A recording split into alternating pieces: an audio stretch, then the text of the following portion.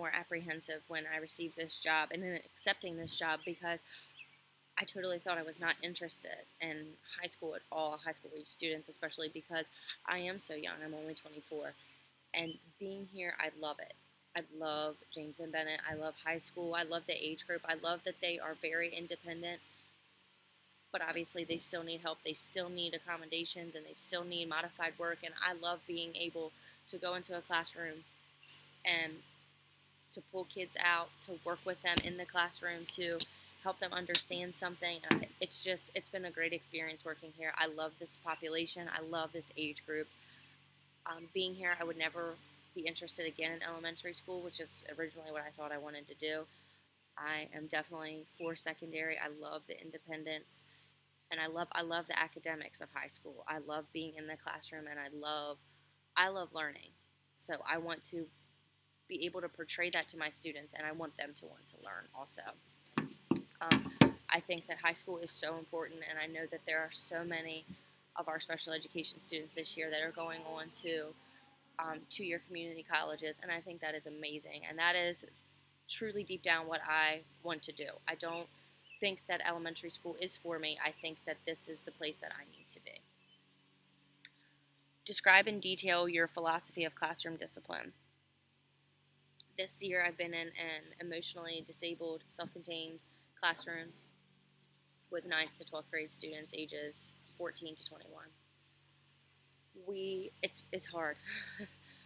Consistency is obviously the key to any discipline. I mean, it's not just in the classroom, it's with your own children at home, and it's with anything. It's with a diet. It is consistently doing the same thing every day with all students under any circumstances. It's not choosing favorites. It's not picking and choosing times that it's appropriate. It is doing what you and the students have agreed to do. So in my classroom, I plan to have the rules posted and not have many. Have 4 or 5 stern rules that we stick to and have them easy to understand for the students, have them at their level so that they know what is expected of them and they're not confused by it and they can't say that they were. I would also ask students what incentives they would like to work towards, especially the emotionally disabled population.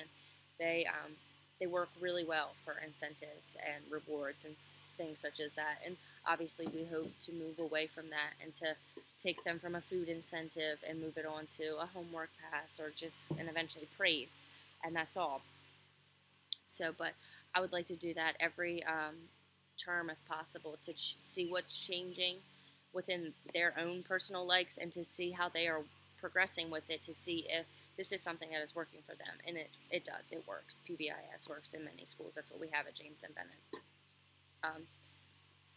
But I would follow and I would document. You document everything. Document verbal warnings, document written ones. You just document everything. And I would have, at a certain point, where administration or where the deputy or where someone else becomes involved in that disciplinary act, because ultimately it's disrupting everyone else's learning. So, and that's what we want to avoid. So I would implement a strong PBIS system within the classroom, hoping to move away to different rewards and different incentives as the year goes on. But I think that for special education, it works. It's proven. How do you communicate with parents? You communicate with parents however they are comfortable with and however they feel necessary. You communicate with them by email if they have a 9-to-5 job and they are at a desk and that's how they feel comfortable. You communicate by phone if that's how they feel comfortable, if they like to leave voicemails. If they text, you text them. If they prefer face-to-face, you find a time and you meet with them. You always answer within a 24-hour period. You have to stay engaged, and you have to be consistent in your communication with a parent because ultimately they are the real teacher at home and, throughout the child's life, and you want the child to be reinforced as much as possible. And if the parent is willing to be involved, you do it by whatever means makes them comfortable. It's really important to maintain constant and consistent communication with a parent, especially a student that receive special education services, it is so important to have that parent involvement and to have them a part of their child's learning and life ultimately. Um, how would you integrate technology into your lessons? We currently have smart boards in every classroom, and it's amazing. We use our document cameras. We have the students come up onto the document camera. They love to see their handwriting up on the document camera. The smart board where the things on the document camera are then portrayed, or from the laptop. The students love to come up and use the markers and underline and highlight things that we're talking about. For instance, if we're reviewing for a biology quiz, we might put a crossword puzzle up on the document camera and then have different students raise their hand, answer the question, and then come up and write the answer in. And they really enjoy doing that, and it engages everyone because the kids are up and moving around, and other kids are wanting to answer because they want to come up and write. We use whiteboards. If we had iPads available, we would totally use those. We have in the emotionally disabled classroom, we don't have assistive technology because it's not needed by any of our students, but I would love to be well-versed and trained in assistive technology within the school, and I would love to be able to implement it into it and use it with students who require and need that service. I've seen things like reading pens. I've never used a reading pen. I would love to be able to do that. I would just like to be trained and be capable of doing anything necessary technologically and elsewise within the classroom to truly prepare these students. I think technology is the reason that we've come so far, but I know that it's been a true hindrance. We have a cell phone policy in our school system in Wicomico County that's not really working to the best of its ability. I would take that technology, try to remove that from the classroom and focus on our student laptops. We have a laptop cart, and when they earn free time, they're allowed to use those. We have assignments that are done online. I love interactive games and stuff online for the kids to use. They like it. They love to put their headphones in and listen to the game, or even just listening to music and maybe typing out a government essay. Kids really, really respond to technology, and being young, I respond to technology as well, and it's been implemented in my learning, and so I plan to implement it in the students' lives every single day. What is the biggest challenge teachers face today? I believe the biggest challenge teachers face today truly is the technology, how it is overpowering many, many aspects of the child's life, and it's so hard to break them of that when they have an iPhone at home and they have a laptop at home and they have a gaming system and they have so many things that, although I am young, I did not have in school. I did have a cell phone, but we didn't text like the kids do now. And we also didn't have apps like Facebook and Instagram on our cell phones that we were engaging with our peers all day long. And I think that is going to be the biggest hardship for teachers and educators in this world, is trying to remove that, especially with special education, because their focus sometimes can be blocked by anything. And that cell phone right there all the time in their hand, in their lap, up on their ear, it really has. It's caused so many problems, and it's preparing them for work and preparing these kids to be functional humans in society. And having a job, you can't just be on your cell phone whenever you want, and you can't just pick up an answer whenever it's convenient for you. You can't just in a meeting say, "Hey, what's up?" And that's what we see every day, is kids on their cell phone refusing to put it away. It's mine, you can't touch it. And I think that implementing a more strict and consistent policy is what our county needs specifically. We've actually talked about using boxes this coming school year, where they're either dropped off in the front office or at a first period teacher, or just a class by class. It's not set in stone.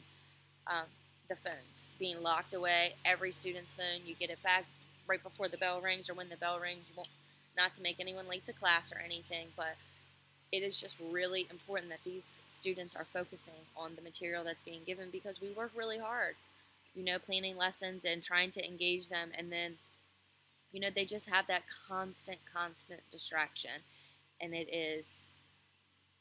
this generation is just all about instant gratification, and I'm included in it, and I totally understand why the kids are the way that they are, but as an educator, I can see how it will be so hindering, just in all aspects. And I just really hope that personally at James and Bennett we can have this policy implemented.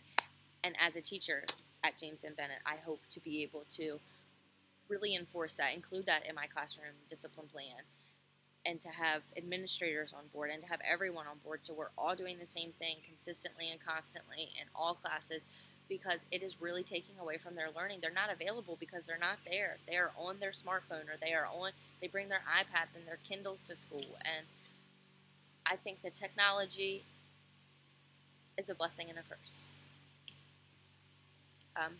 Where do I see myself in 5 years?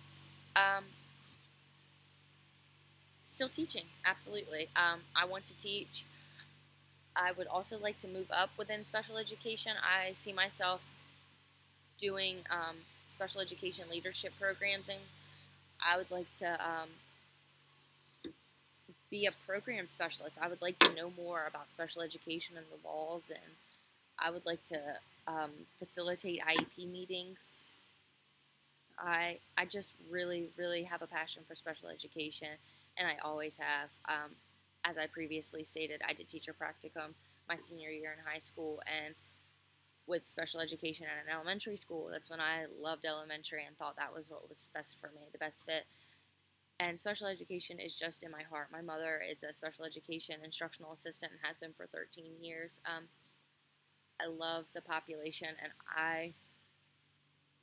I believe that that is my purpose in life, and I would like to be able to help them. And I know that as an educator I can do that, but I feel as though I have the leadership skills, I have the organizational skills, and I know that I can lead meetings. I know that I can move up, I can supervise.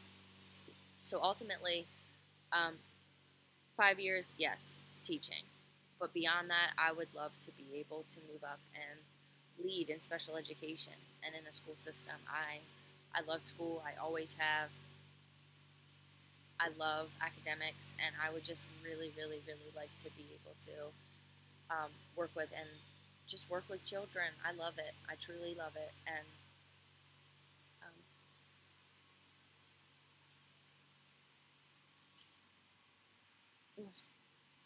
I think that as an educator, I can gain the experience necessary to move up and to be a facilitator and a supervisor, and to just work my way up. And that's what I plan to do. From an instructional assistant, I plan to go as far as I can.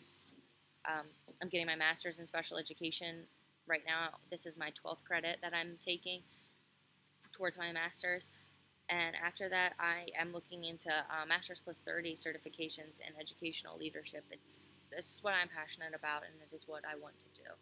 So okay, Dr. Irish, thank you so much for watching.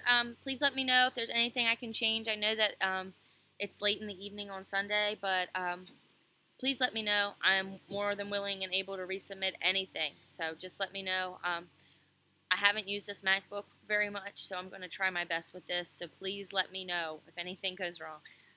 Thank you so much.